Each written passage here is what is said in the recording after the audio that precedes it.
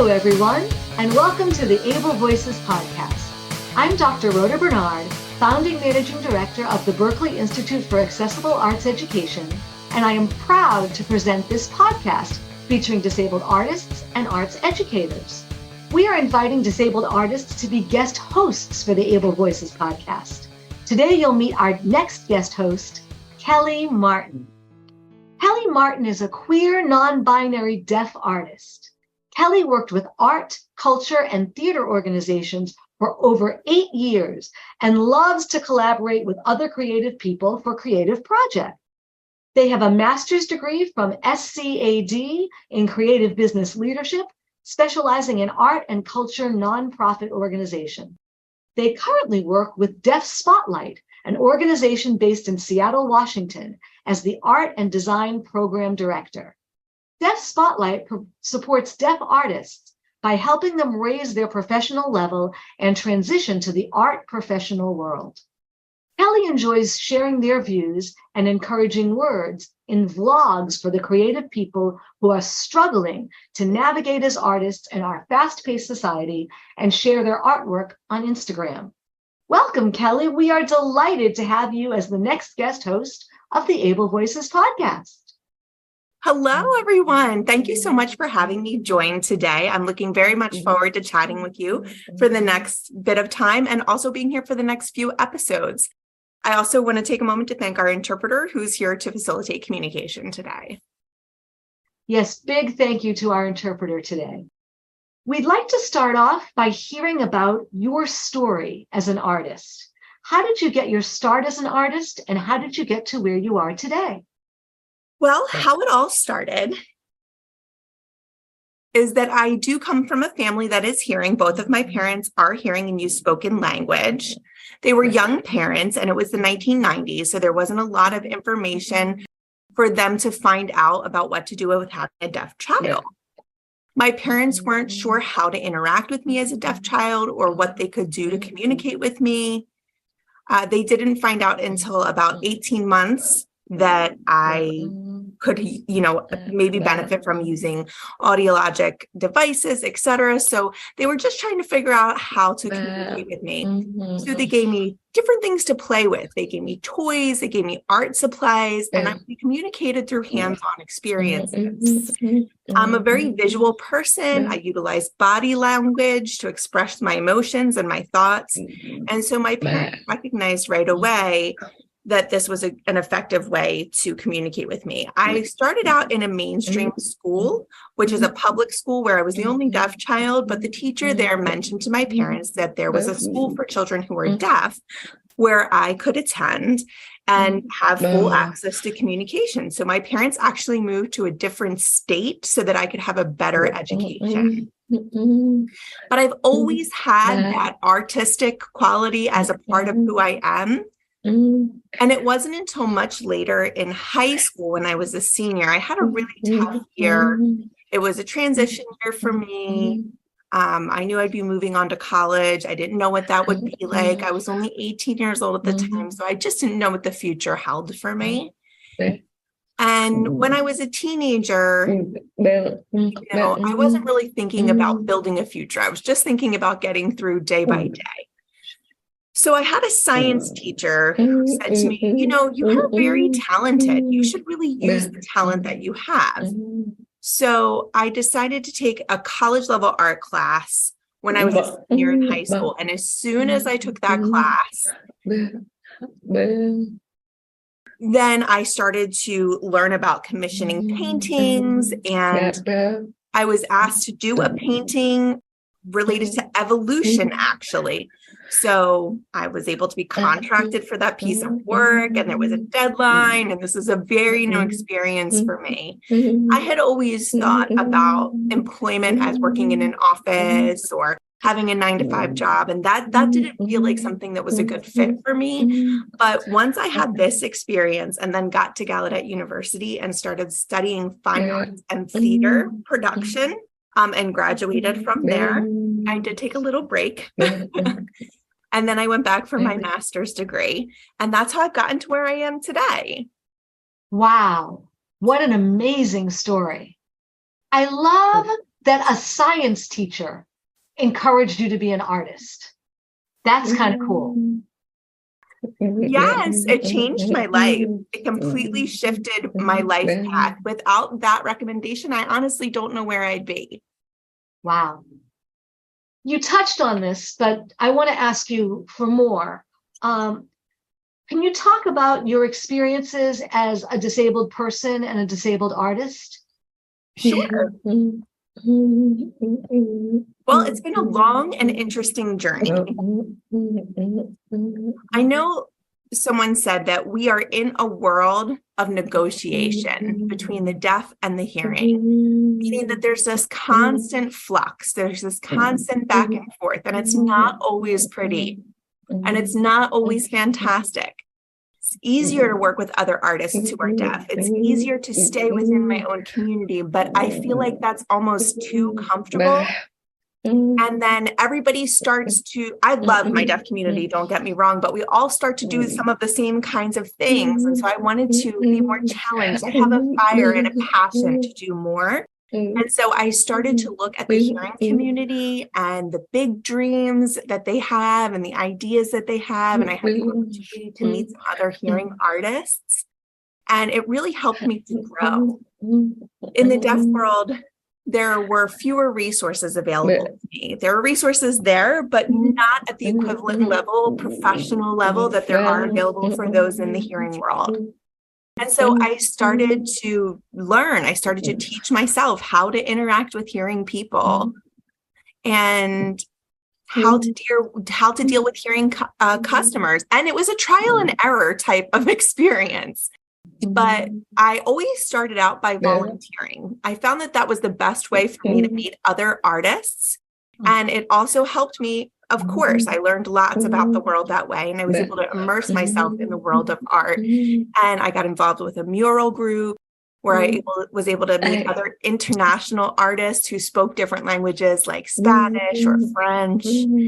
And sometimes it was difficult to communicate with one another. There were communication barriers, but the body language and facial expressions and the art were how we were able to communicate with one another. And so, of course, in the beginning, it's always a challenge working with anyone from the hearing world. But then as time goes on, you develop an ability to communicate with one another. I worked with a variety of nonprofits as well. And then I moved to Seattle, Washington. And I worked for a deaf nonprofit organization, which has helped me to really envision what I'd like to do in the future. I love freelance work, but this has helped me to provide a place where I can advocate for and support other artists who are like me, that I can take the struggles and the rejections that I've experienced and use them to help others.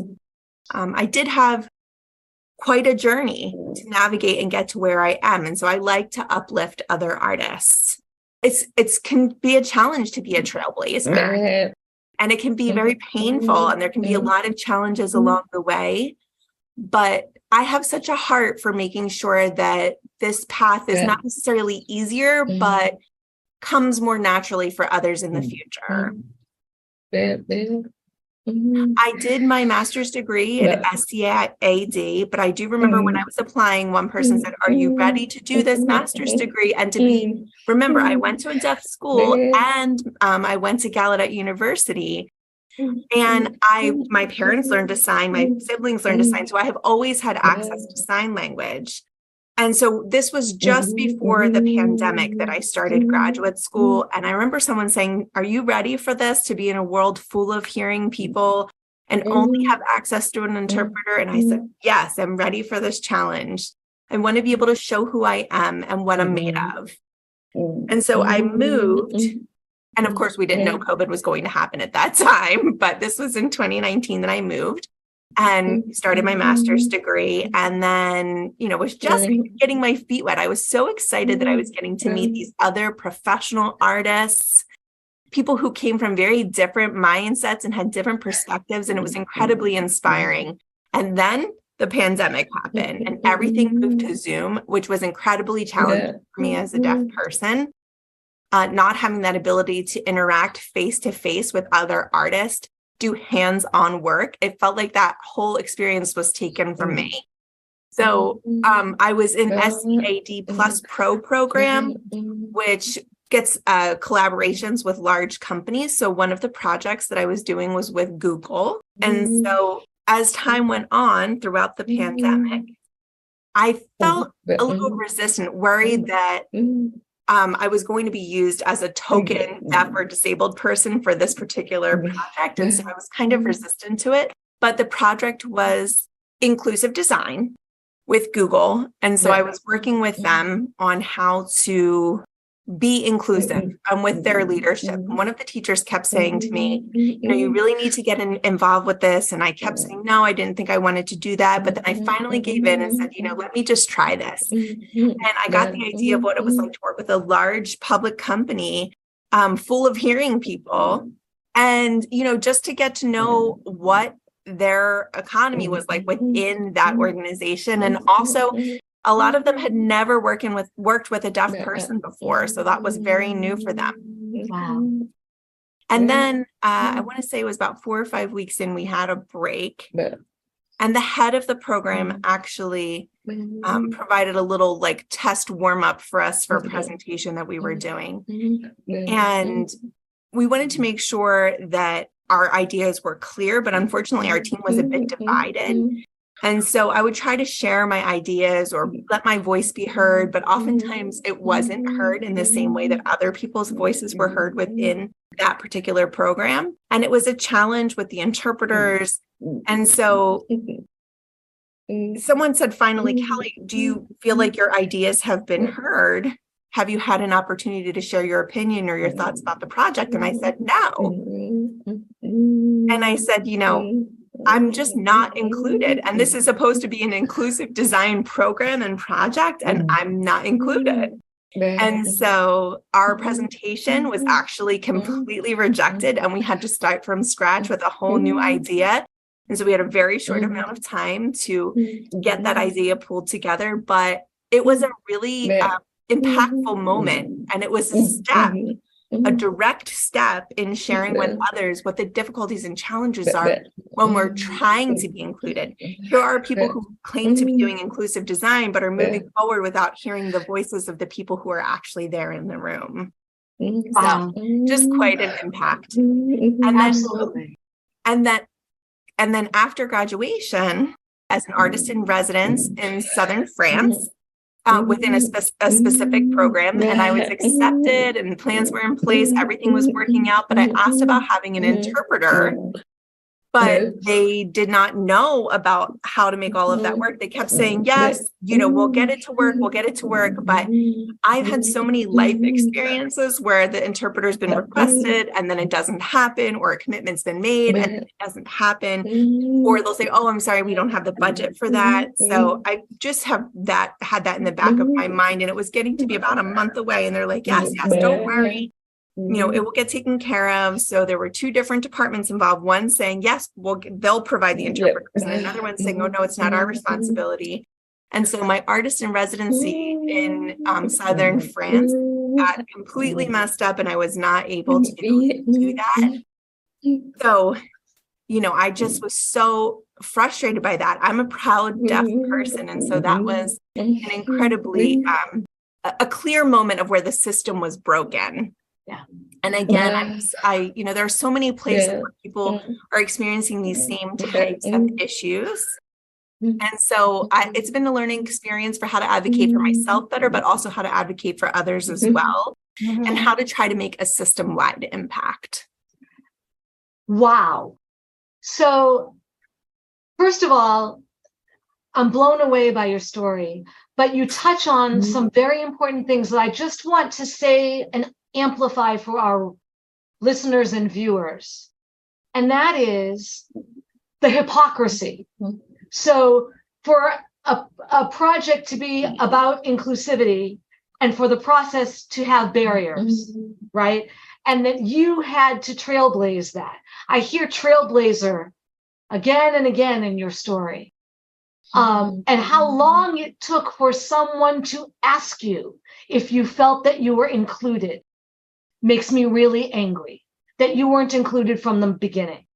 And then the same with the story about France. So they're saying yes, but they don't know how to do it. And they're passing the buck to the other department. Meanwhile, this incredible artist does not get to do their work. So these are really important points for everyone who cares about this work to understand. And I really appreciate what you're saying here a lot. And more than that, so Kellie, somebody else who had your experiences would be like, that's it. Forget it. I'm giving up.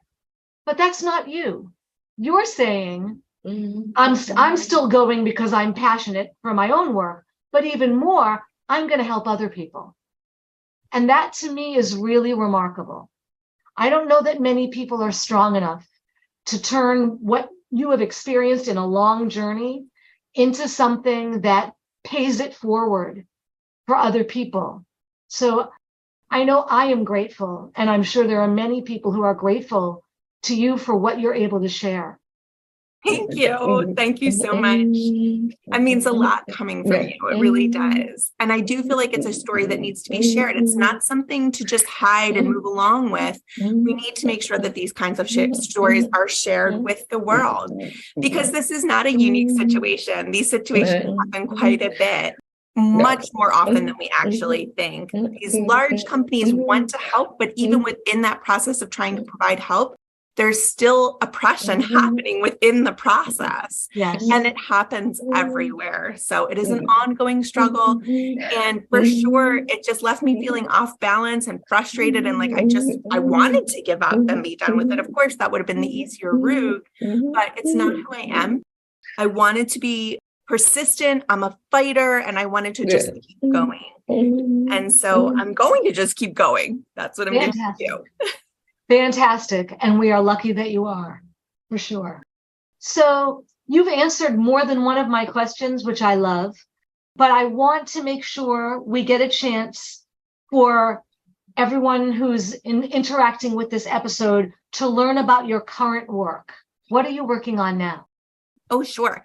So currently, do you mean project-wise or actually my work that I'm doing right now? Which one? Your artistic work. Okay, sure. So what I've been doing most recently, let me back up for a second here. What I've been doing is mostly painting, photography and film, drawing, digital design. I sort of play in all those media. And I often post on Instagram more of my digital art, more so than any kind of actual paintings or anything like that. I'm always trying to match my audience and see what is a good fit. I'm always looking to create art around positive affirmations, around American Sign Language as well, spirituality, the mystics. That's what I've been working on for quite some time now, making prints, etc. But I felt that something was missing. I love painting, but I don't typically share my paintings that often, because not everyone necessarily likes those. They're not necessarily looking at them through an artistic lens. And so now what I'm doing is creating a series of paintings, and it's called Fleeting Romances. Yes, Fleeting Romances. So one of the paintings I did last winter, but I never posted. And I just started working on something else, a very similar kind of themed painting. I'm still experimenting. I'd like to add some three-dimensional concepts to those paintings. I'm not sure how I'm going to do that yet. I've never done 3D work on a painting, but for deaf people or people who are deaf blind specifically, it would be wonderful for them to be able to be physically interactive with the painting. So this is a new experience for me, and I'm sort of experimenting with different mediums. I also like to talk about my experiences as a deaf person, as a queer person, and what the dating world is like, and how I've been through that, and how I meet people and what that's like. And sometimes you have that initial interaction with people and it's wonderful, and then it kind of fizzles out. So I'm trying to incorporate all of that and make connections with all of those pieces of my life. through romance, through sexuality, through life experiences, and bring all of that together. Sometimes you meet someone and unintentionally feelings develop for that person, and just the whole emotional roller coaster and how complicated life experiences are. This isn't really about my deafness or my disability. A lot of my artwork has showcased my deafness and disability, but this is more about that internal experience, those emotions, that pain, that love, that desire, passion, lust, all of that, bringing all of that together and just trying to share everything that's within me and within most people on a canvas. And so I'm getting out of my comfort zone, and I'm exploring this by creating this new series. So that's what I'm currently doing. That sounds fascinating. Wow. Can I ask, Kellie, can you tell us your Instagram handle so people can find you? Sure. My Instagram handle is Kellie Martin Art. So it's KellieMartinArt. Kellie Martin Art. Thank you. My last question for you today. What advice would you give to a young disabled artist? Persevere. Do not give up. Let that fire and that passion fuel you. And don't let the obstacles in life get you down. When those struggles happen, don't give up. If you feel like giving up, take a break, take a step back, see what happened, and give yourself time to reset, re-energize, and get ready to continue on with that fight. And things won't change unless you continue to persevere, and it will be challenging. There will be obstacles and struggles and pains, but just keep going. I'm not going to sugarcoat it. It's going to be hard, but at the same time, it is so rewarding. You will show the world your skills and your gifts, and that's worth it. You are the only you. There's no one else out there like you. I love that. Wow. Thank you so much. I want to thank you for spending this time with us today and for sharing your experiences and your thoughts and your Instagram handle so we can see your work. And we are really looking forward to the episodes where you will be our guest host. Yes, me too. Thank you so much for having me with you today.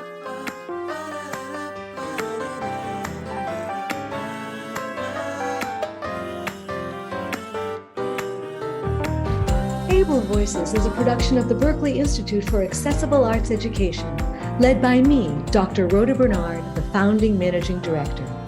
It is produced by Daniel Martinez del Campo. The intro music is by Kai Levin, and our closing song is by Sebastian Batista. Kai and Sebastian are students in the arts education programs at the Berklee Institute for Accessible Arts Education. If you would like to learn more about our work, find us online at berklee.edu/BIAAE or email us at BIAAE@Berklee, that's LEE.edu.